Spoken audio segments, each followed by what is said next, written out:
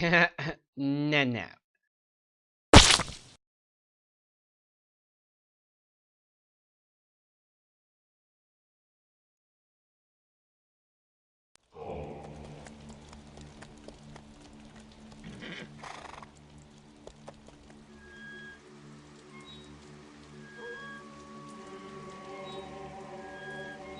Hi everybody and welcome to Game Slobs. I'm Coopz and today I'm going to be talking about the Dungeon Keeper franchise, originally made by Bullfrog, who also did some really good games such as Theme Hospital and other such wonders like that.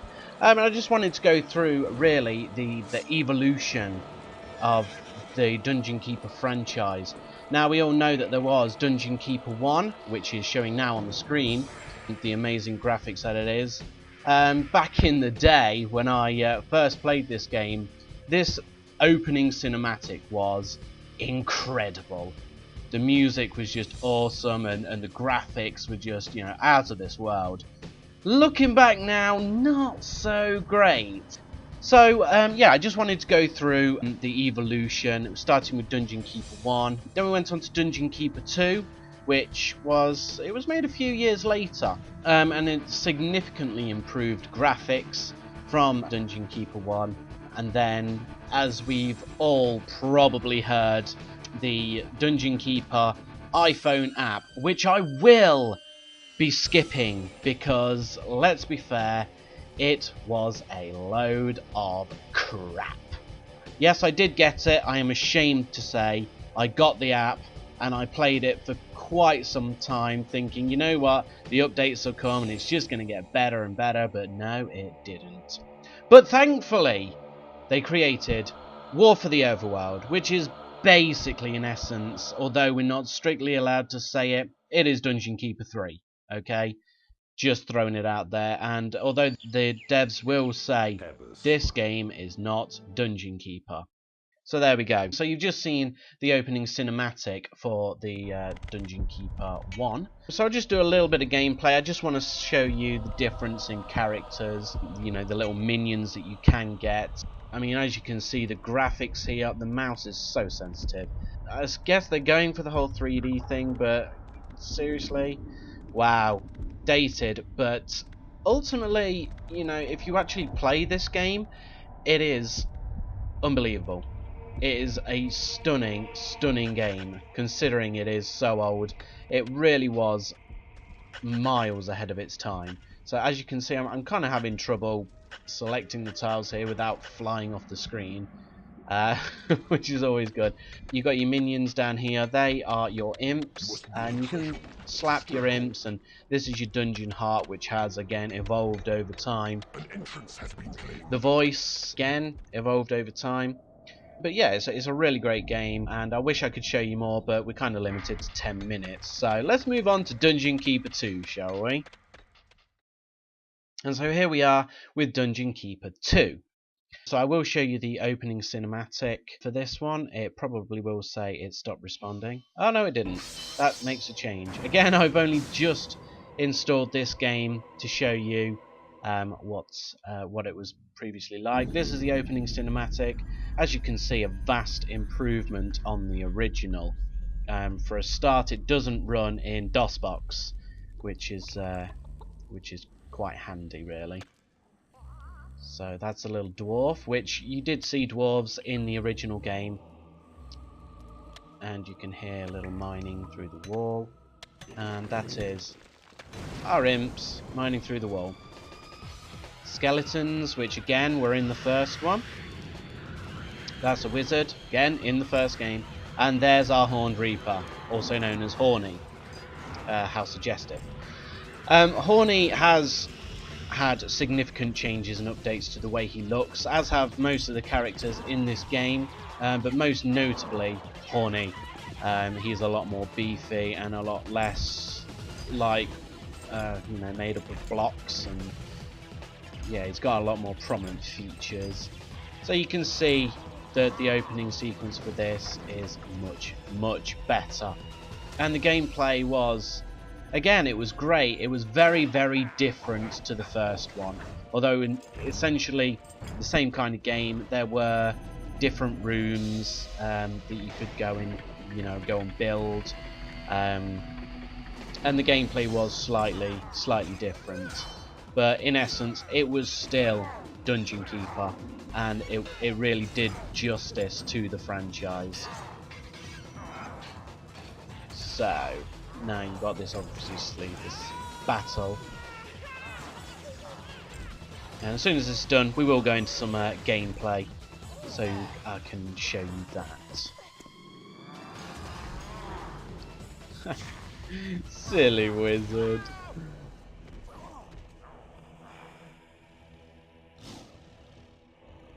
You see, now I can understand why I would be interested in a nice sparkly jewel, but really, Horny, why would he be interested in that? That's just creepy. I guess that's kind of the point, Dungeon Keeper. The whole slogan was good to be bad and all that. So I'm going to continue a campaign because wonderful, it's actually saved all my progress. So let's go to the last level. Let's just go for it. Your evil reign ends here, Keeper. So all the characters would talk, and you can see that the graphics is just like miles above what it was in the first one. But then the first one was quite old, so things progress. So let's skip all that crap. And there you go. There's a portal. This is your dungeon heart. They introduced into this game gold room, the treasury around the dungeon hearts. You didn't actually have to build one before you could claim some gold, which was a real pain in the backside, particularly if you were like me in the first game and did a hell of a lot of hacking and cheating with the gold output, just because I like to have a challenge in games, and if you increase the output of gold for yourself, it also increases it for the enemy, which made for a very interesting game.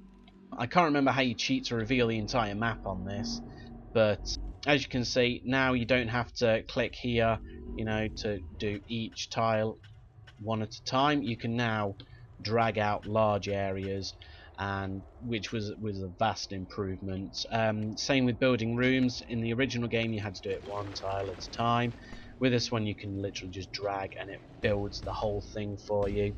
Creatures, flies and stuff like that, they were in the first Dungeon Keeper game. Goblins weren't, but we had like beetles and stuff like that in the first one, which we haven't got in the second one. A lot of the characters do remain the same, such as warlocks and the like. So, as I say, I'd like to give you a full lowdown on this, but we just don't have the time to do that. So I'm going to move on now to what you've all been waiting for, the War for the Overworld. So here we are, War for the Overworld. This is only a Bedrock beta, or however you want to pronounce it. I'm no pronunciation person. So this is the main menu. We're currently on War for the Overworld version 0.7.3.3. And I only just noticed that it had been updated today myself, today being the 31st of the 3rd, 2015.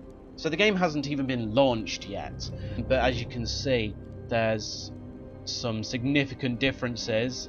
For a start, your imps are green, but this is shaping up to be a phenomenal game. Now I'm going to very quickly go over to the first campaign just to show you a few bits and bobs. I will do an in-depth video on all Dungeon Keeper 1, Dungeon Keeper 2 and War for the Overworld, just to show you all the great features that each one of these games actually has and the differences between them all. But for now, this is just a quick intro. So, much the same as Dungeon Keeper 2, there's like a map that you can click on, an interactive map here, and you can this was added in for this update, and you can just go into the level this way. Now I'm not gonna lie, there probably will be a few bugs with this. Don't forget, it is a beta. As you can see, they have actually brought back the original voice actor for the narrative / funny. You've returned as a husk of your And as always, they are very backhanded with all their compliments. So this is the first mission. This is your dungeon heart, but they've now renamed everything because it's not Bullfrog that are making this. It's actually Subterranean Games that have made this. So they've kind of changed up all the names to keep it fresh, keep it unique, and just to emphasize that point, it's not Dungeon Keeper. It's just basically a kind of imitation, but great in its own right. Again, digging is the same as in Dungeon Keeper 2. You can drag to tag the areas. These are your imps here, and they've got nice little flowers like in both games over their head. And then over here, when it reveals it for me, there you go, there is a portal. So, you know, everything's pretty much the same, but different, if you get me. I'd love to go into more depth on all the rooms and the various different creatures, but I probably just do not have time. What I will say is that in War for the Overworld, they have changed the name of pretty much everything, which was, for me, quite irritating because I'm typically British and quite set in my ways, and I do not like change. I'm the kind of guy, call a spade, not a digging implement for ground work. No, call it a spade, please. Most rooms must be built at least 3 by 3 in order to function properly, though the lair and vault are effective at any size. There you go, a gnarling, and as I showed you in Dungeon Keeper 2, basically that's a goblin, but they call it a gnarling. So, you know, they've changed the names a bit, but in essence they're kind of the same, but they've tried to add a bit more diversity in this. So that's it for today. I'm going to cut the video here, but if you do want a more in-depth look at this game, I will be looking at each individual area of the game and giving you a good insight as to what this game will have to offer. Thanks for watching, guys. You've been listening to Coopz for the Game Slobs. Peace out. Did I actually just say peace out?